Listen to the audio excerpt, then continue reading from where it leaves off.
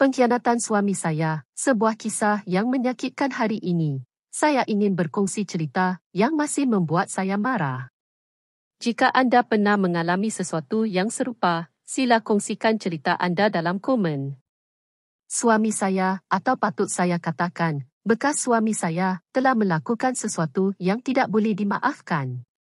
Hanya memikirkan tentang dia membuat saya rasa mual.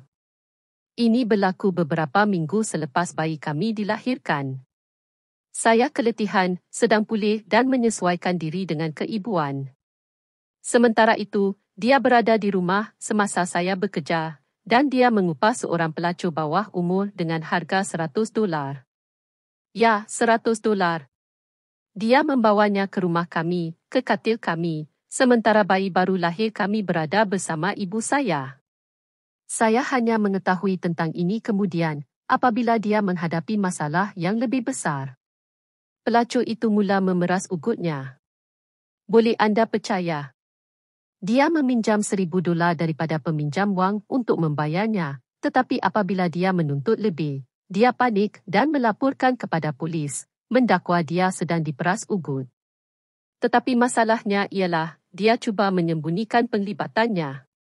Dia fikir dia boleh berlagak sebagai mangsa, tetapi polis tidak tertipu.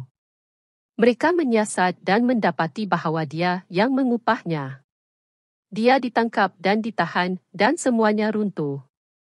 Dia kehilangan pekerjaannya di sekolah, dan saya ditinggalkan dengan perasaan hina, sedih dan marah. Tetapi apa yang benar-benar membuat saya marah ialah reaksi ibunya. Daripada menyalahkannya, dia menyalahkan saya. Dia berkata jika saya tidur dengannya semasa hamil, dia tidak akan curang. Anda bergurau. Beberapa minggu terakhir kehamilan sangat menyakitkan, dan seks adalah perkara terakhir yang saya fikirkan. Dan bahagian yang paling teruk, saya masih bersamanya. Saya tahu, ini gila. Kenapa saya tidak meninggalkannya? Saya bertanya pada diri sendiri setiap hari. Kawan-kawan saya telah memberi amaran tentang dia sebelum ini berlaku. Dia selalu menjadi pasangan yang teruk.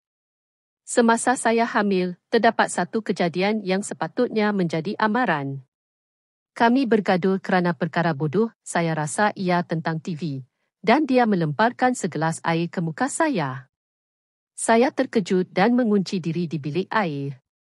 Dan apa yang dia lakukan? Dia menghalau saya keluar dari rumah. Saya terpaksa berkeliaran di jalanan sehingga ibu saya datang menjemput saya. Ini memalukan, tetapi saya perlu berkongsi ini. Jika anda pernah mengalami sesuatu yang serupa, kongsikan cerita anda. Bagaimana anda mengatasi pengkhianatan itu? Tekan butang suka, langgan dan hidupkan pemberitahuan. Mari kita wujudkan komuniti yang saling menyokong dalam masa sukar. Terima kasih kerana mendengar.